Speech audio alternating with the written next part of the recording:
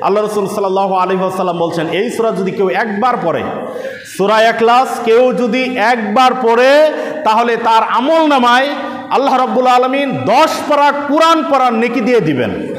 কারণ এই সূরা ইখলাস হচ্ছে কোরআনের 1/3। কোরআনটা 3 ভাগে বিভক্ত। একটা হচ্ছে তাওহীদ, রিসালাত এবং আখিরাত। আখিরাতের আলোচনা, তাওহীদের আলোচনা এবং রিসালাতের আলোচনা। আর এই সূরার মধ্যে রয়েছে তাওহীদের আলোচনা। এই জন্য কোরআনের 10 পারার সমান হচ্ছে এই সূরার মর্যাদা। এই সূরা যদি কেউ 3 বার পড়ে, আল্লাহ রাসূল সাল্লাল্লাহু আলাইহি ওয়াসাল্লাম বলছেন, এই সূরা যদি কেউ 3 বার পড়ে, তাহলে সে ব্যক্তি যেন পুরো কোরআন একবার পড়ে নিল। মানে 3 বার যদি আপনি পড়েন, তাহলে আপনি পুরা কোরআনটা একবার খতম দিলেন, এত নেকি।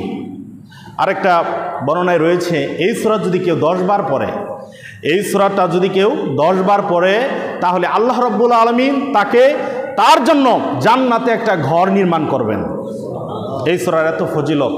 আল্লাহ রাসূল সাল্লাল্লাহু আলাইহি ওয়াসাল্লামের দরবারে একদিন কাফের মুশরিকরা আসলো, এসে বলল যে, তুমি যে আল্লাহর ইবাদত করো, সে আল্লাহর পরিচয়টা কি?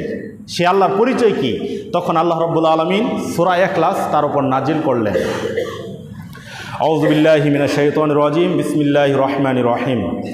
কুল হুয়াল্লাহু আহাদ, আল্লাহুস সামাদ, লাম ইয়ালিদ ওয়া লাম ইউলাদ ওয়া লাম ইয়াকুল লাহু কুফুয়ান আহাদ।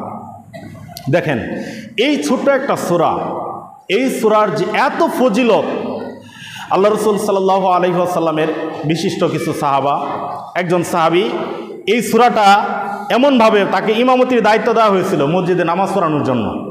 তো তিনি যেই সূরায় পড়তেন, সূরা শেষে গিয়া এই সূরা ইখলাস পড়তেন। তো অন্যান্য সাহাবীরা বিরক্ত হয়ে বলল, কি ব্যাপার, আপনি যে কোনো সূরা পড়ে তারপরে আবার সূরা ইখলাস পড়েন, কারণটা কি? তখন আল্লাহ নবী দরবারে তাকে আনা হলো। আনার পর আল্লাহ রাসূল তাকে বললেন, অন্যান্য সাহাবীদেরকে বললেন যে তাকে জিজ্ঞাসা করো কারণটা কি, সে এই কাজটা কেন করে, তার মুখ থেকেই শুনি কেন এই কাজটা করে সে। তখন সে বলল, লিআন্নাহা সিফাতুর রহমান, এটা হচ্ছে আল্লাহর গুণবাচক নামসমূহ, এখানে আল্লাহর গুণবাচক নাম রয়েছে, এটা আল্লাহ তাআলার গুণ, এজন্য আমি এটা পড়ি। আর এটা আমি মহাব্বত করি, ওয়ানা উহিব্বু আন আকরাউ বিহা, আমি এটা মহাব্বত করি, এই জন্য আমি সালাতে এটা পড়ি। আল্লাহ রাসূল সাল্লাল্লাহু আলাইহি ওয়াসাল্লাম বলছেন, সাহাবীরা শুনো, আখবিরুহু, তাকে সুসংবাদ দিয়ে দাও, আন্নাল্লাহা ইউহিব্বুহু, আল্লাহ তাকে ভালোবাসেন।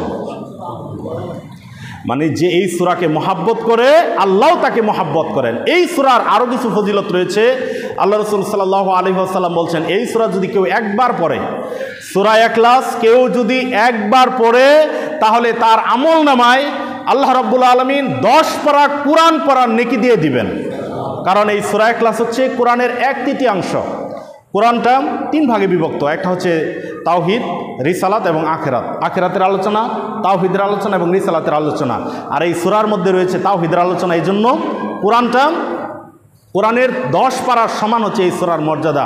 এই সূরা যদি কেউ 3 বার পড়ে, আল্লাহ রাসূল সাল্লাল্লাহু আলাইহি ওয়াসাল্লাম বলছেন, এই সূরা যদি কেউ 3 বার পড়ে, তাহলে সে ব্যক্তি যেন পুরো কোরআন একবার পড়ে নিল। মানে 3 বার যদি আপনি পড়েন, তাহলে আপনি পুরা কোরআনটা একবার খতম দিলেন, এত নেকি। আরেকটা বর্ণনায় রয়েছে, এই সূরা যদি কেউ 10 বার পড়ে, এই সূরাটা যদি কেউ 10 বার পড়ে, তাহলে আল্লাহ রাব্বুল আলামিন তার জন্য জান্নাতে একটা ঘর নির্মাণ করবেন। এই সূরার এত ফজিলত।